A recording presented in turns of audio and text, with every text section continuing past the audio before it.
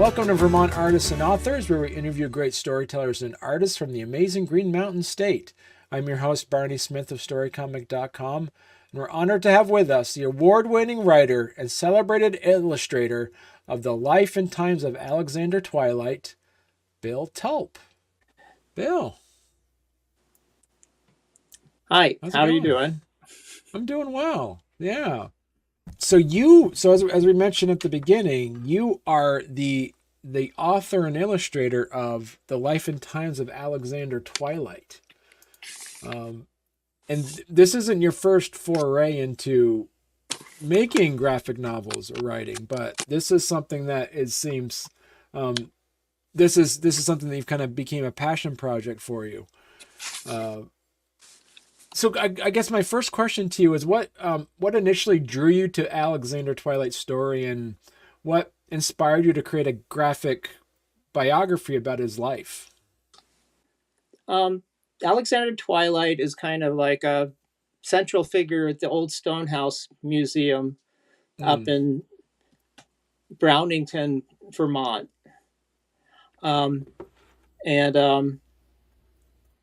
And I worked up at the Old Stonehouse Museum. My wife was actually education director up there. And so I learned a lot about him, and they talk a lot about him up there, and they take tours through the museum.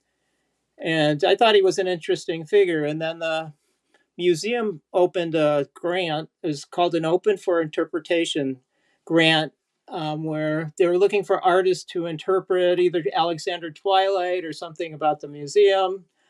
And I thought about it, and I thought it would be a neat idea to make a graphic biography of Alexander Twilight. So I kind of took that on, and so through the grant, I got money to do it, and then I got money to publish it. So it was kind of an incentive to do that. And he's actually a pretty interesting figure. But they got money through the Vermont Arts Council and the Northeastern Development Association. But I thought Alexander Twilight was like an interesting character. His main claim to fame nowadays is that he was the first person of African American descent to graduate from an American college, Middlebury, in 1823. He lived from 1795 to about 1853. And he was also the first person of African American descent to serve in a state legislature. So, that's how a lot of people know him. But he's actually a pretty interesting and dynamic figure up there. He started there in 1829. He was asked to be the principal or the headmaster of the Orleans County Grammar School. He was also a teacher, and he became the acting minister of the Brownington Congregational Church there. So he was kind of taking on quite a lot at the time. So he came there, and when he was there, he was known as a progressive educator. He believed that teaching our youth was the most important job you could have. And he kind of had an emphasis on educating teachers, educating students to become teachers. He encouraged students to learn about the natural world and science. He liked to use hands-on experiments. He also injected humor into what he was doing. He liked to do practical jokes. He could be demanding and strict, but that was kind of par for the course at the time that he was teaching. But despite that, he was able to earn the students' respect because he set a good example. He was hardworking. He was always fair with the students, and he liked working hard and playing hard. And he was like determined, and he basically accomplished anything he set out to do. So, he had a lot going on when he was there. Him and his wife, Mercy, they didn't have any children of their own, but they were known as Father and Mother Twilight to about 3,000 kids, 3,000 youth that went through there. And also, I should mention that a grammar school at this time wasn't like the grammar schools we have now. Like grammar schools we have now are young kids. So grammar school could be anywhere from a 5-year-old to like a 25 Oh year wow. old. Okay. And they had like, classes together. So the older students might do some teaching of the younger students. Alexander Twilight actually went through a grammar school when he was about like 18 years old. And in the grammar school, he got 2 years of grammar school and he got his first 2 years of college. So when he went to Middlebury College, he only had 2 years left to 2 years left to go. He was an architect of the Old Stonehouse Museum, which is a 4-story granite dorm that's the kind of mainstay of the museum right now. And I'll get more into that later, but that was one of his accomplishments. He was well respected for getting things done, but his determination and stubbornness also earned him some enemies or detractors. For example, when he went to go get funding he wanted to do this 4-story dormitory, and he went to get funding for it, and he was denied by the board. And one of the one of the reasons he was denied was because a lot of the residents of Brownington made extra money from boarding students. So they didn't really want, you know, to build a dormitory there because they'd lose money. But at the Okay. same time, like even though they denied it, he had some members of the grammar school that sorry, discreetly authorized a loan to certain individuals for the funding for the grammar school, but not discreetly. But he managed to do a lot of the funding himself at the time. He had a special interest in something called natural theology, which proves the existence of God from evidence of the beauty and order of the natural world. Mm. And at the time, there was something that was called the Second Great Awakening going on. That were a lot of revivals that were going on. And in those, he brought a lot of people to Brownington for repentance and conversion. And those were big things where, they were really loud and vocal and people wanted to be saved. And they'd get up and yell and scream. And some of the more traditional members of the community really didn't like that aspect of what he was doing.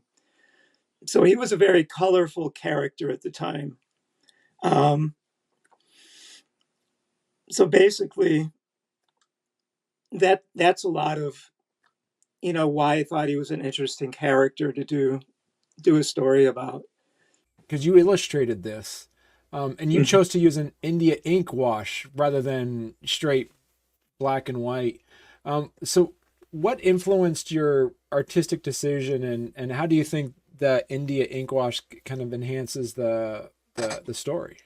Um, well, I wanted to use the Indian ink wash because before, when I've done stories, I've just done it in straight black and white in India ink.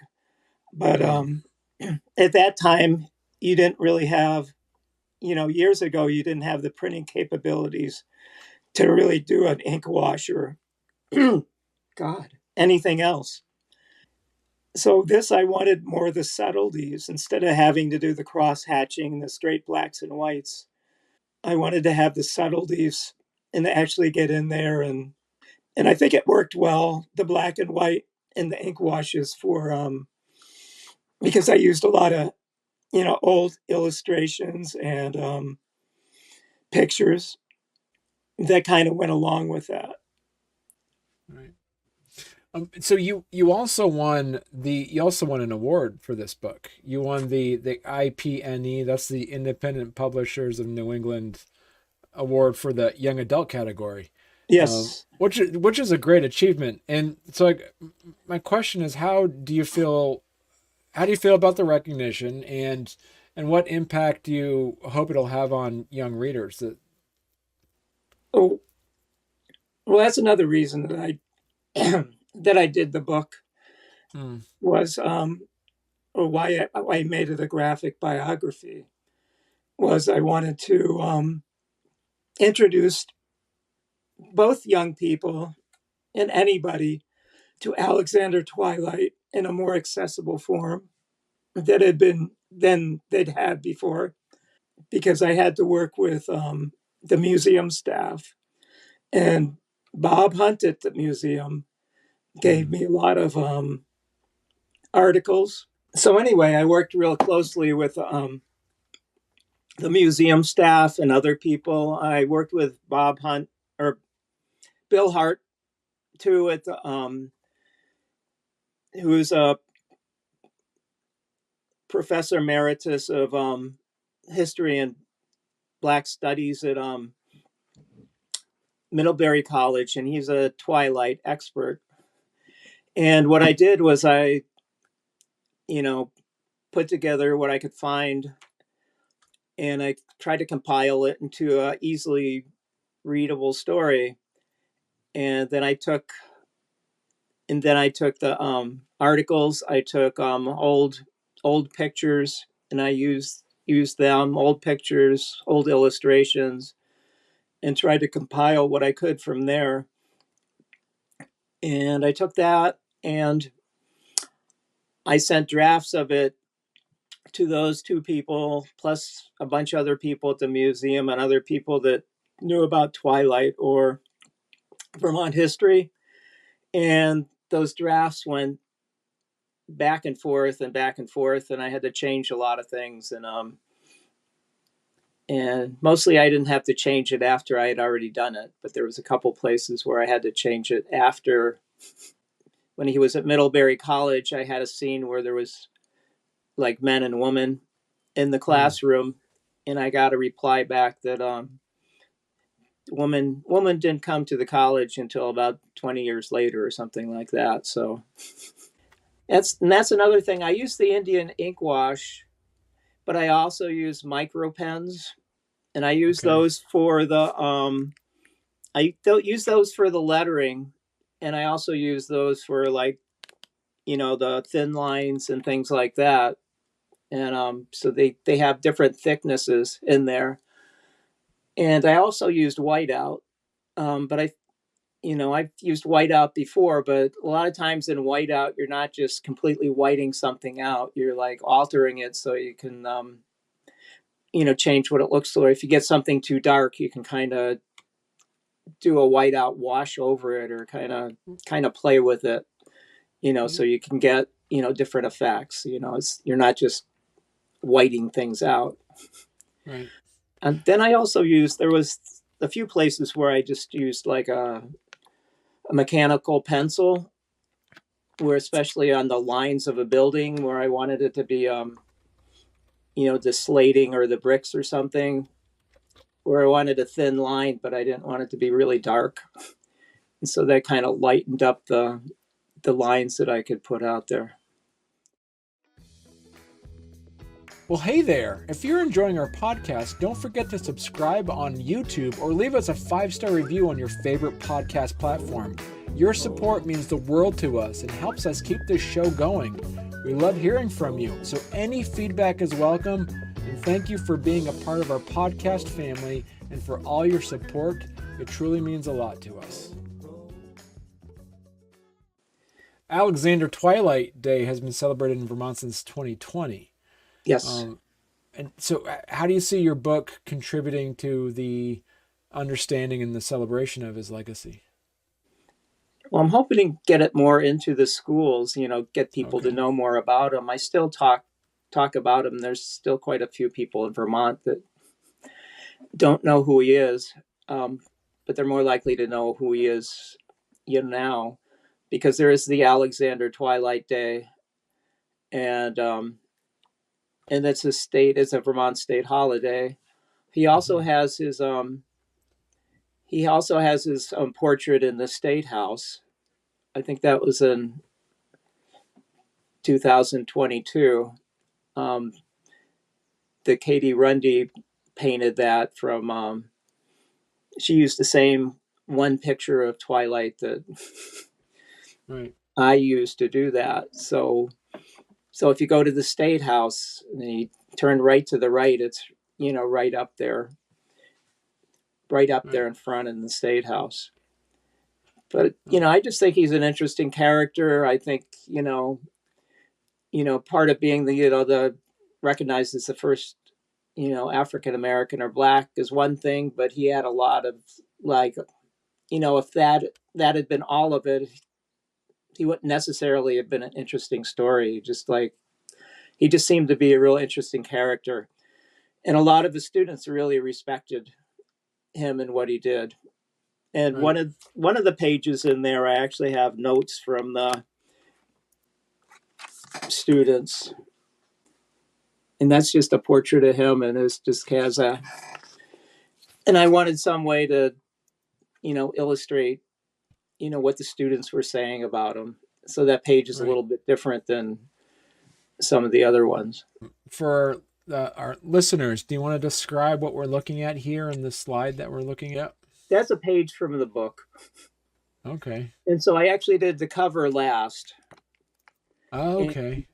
and I was looking at, like, if you do the cover last, I think a lot of artists like to do that. Then they can kind of use, they can look through it and they can find something that'll work really well.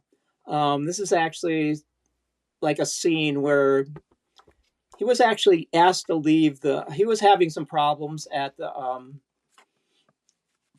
at the grammar school, and he was actually asked to leave for a few years.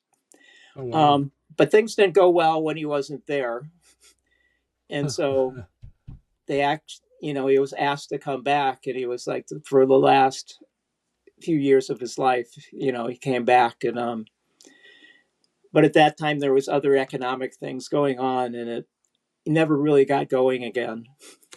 But Wow. as I said, he had his really admirers, but he also had his detractors. So he has a interesting aspects to his life. He taught up in Canada for a while and had a couple schools up there, and then he was asked to come back. Well, this is supposed to be him coming back, and this is his home and where he's supposed to be.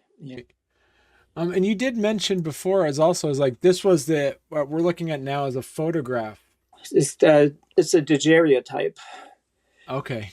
It's the only known photograph of him, and his wife had one of those too. So that's what I had to work from. That's what the painter that did the portrait of the State House had to work from. Mm-hmm. Um,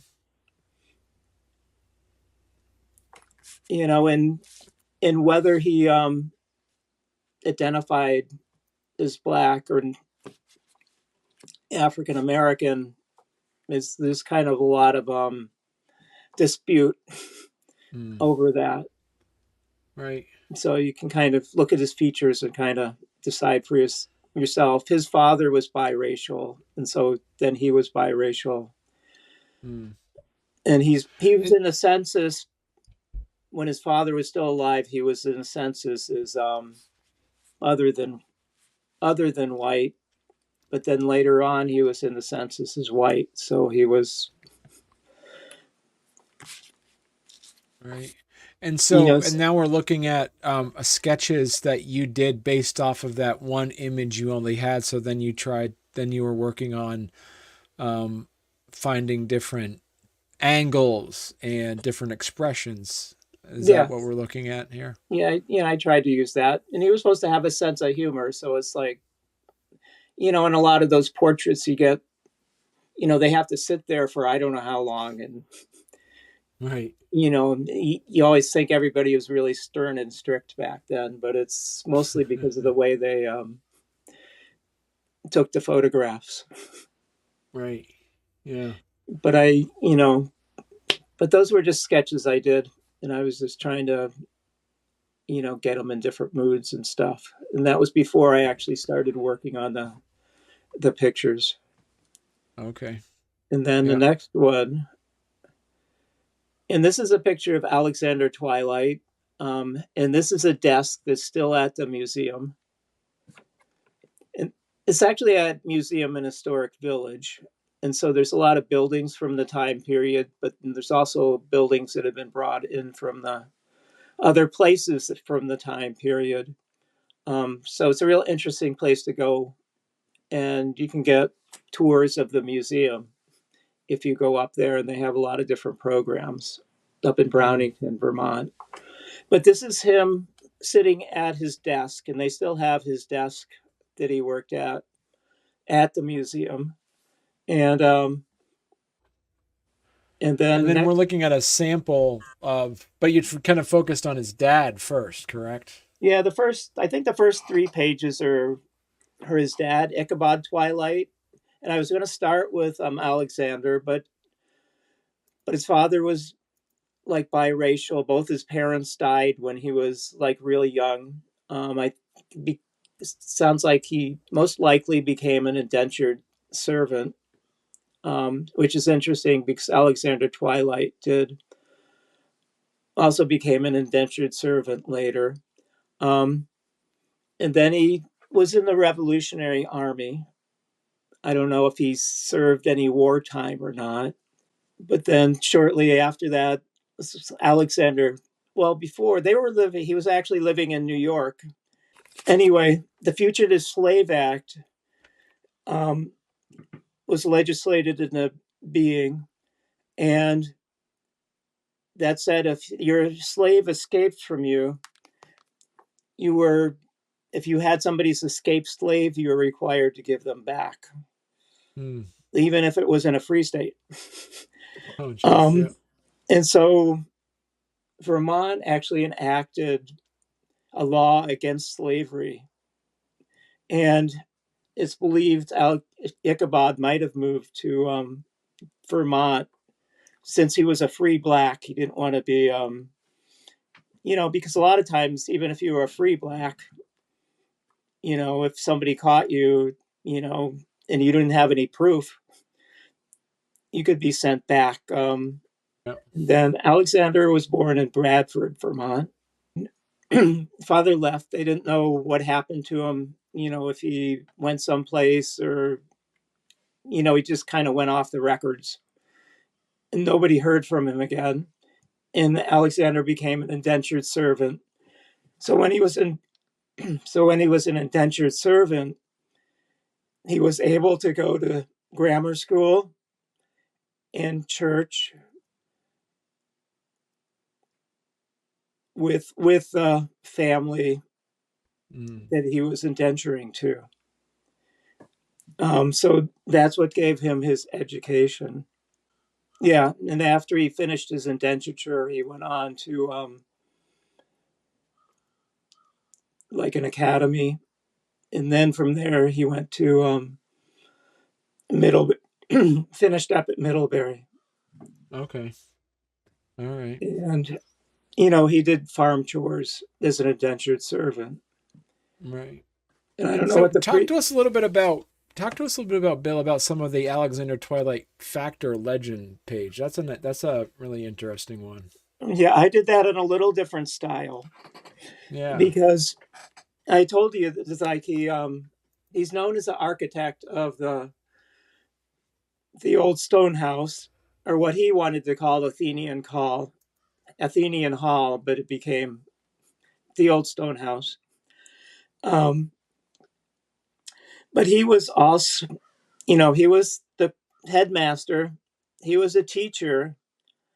Um, but the legend is that he made he built the stone house by himself with a single ox. But he didn't have any education in construction or anything like that. And to do that while he did stop being a minister for a couple of years, so he could, so he'd have time to do it. But it's like, so the legend is he did it in 2 years, 3 years by himself with a single ox. So he had to carve out all the stone and like drag it all over there, and he had to hoist it up. They're not sure how it got hoisted up. But I've talked to people, it's pretty unlikely that he could have done this on its own. And I don't understand, being at a school, that there's not any documentation of what happened. So we have no documentation one way or the other. But the legend has it, but they got up to the top and the ox refused to come down. And, so they had to slaughter the ox, and they had a big celebration, after that, to celebrate the Athenian Hall, or the old stone house. So that's a legend. Right. But as I said, he had a lot of people that really, because he was so determined and he got things done, that he had a lot of followers. A lot of people really supported and believed in what he was doing. Oh, just saying. So if people want to learn more about your work and learn about Alexander Twilight, where is the best place they could go to? Well, if they want to know about Alexander Twilight, you could go to the Old Stonehouse Museum website. Okay. And it's going to give you a lot of information about him. And if you're really interested in him, you can go up to the Old Stonehouse, which is open now. And it's a pretty interesting place to go up and see. And you'll get a tour of the museum, and they'll tell you about Alexander Twilight. Right. If they want to find out a little more about my work, they can go to my website, which is billtulpfineart.weebly.com. And that has a couple pages of my comics work. And it has other things that I do too. And I believe, if people are interested, I think you said it has my email on there too. Mm-hmm. If they want to order any books, if they want to order like 15 or 25, if they're in a school or classroom or something, I can give a discount too. Oh, and the books are for, they're basically made for, young adult, high school, maybe junior high, to be able to read on their own. But I think if you want to use them for younger grades, if you're doing it with a teacher, you could go down a few grades, as long as they had somebody kind of explaining some of the information to them. Because there's actually a lot of words for, it's a lot of words for a graphic story, because there's a lot of information I had to pack in there. Perfect. Well, listen, thank you so much for coming in, Bill, and look forward to your next project. Well, thank you for having me. All right. We'll talk to you soon. Perfect.